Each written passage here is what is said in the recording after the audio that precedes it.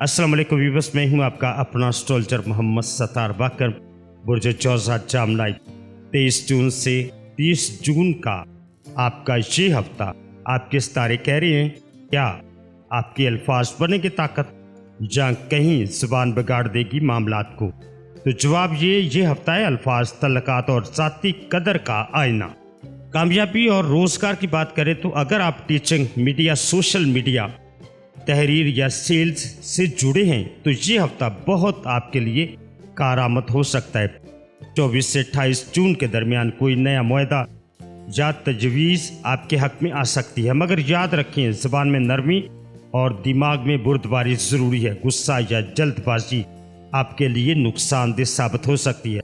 अब आपकी मोहब्बत और तल्लकात की बात करें तो बातचीत से मोहब्बत बढ़ सकती है या बिगड़ सकती है।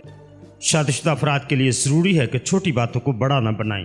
गैर शादीशुदा अफराद को किसी पुराने दोस्त या जान पहचान में कशिश महसूस हो सकती है, मगर जल्दबाजी आपके लिए नुकसानदेह हो सकती है। आपके सितारे कह रहे हैं ये एहसास, सुनना और समझना, ये 3 चीज़ें इस हफ्ते की मोहब्बत का राज हैं।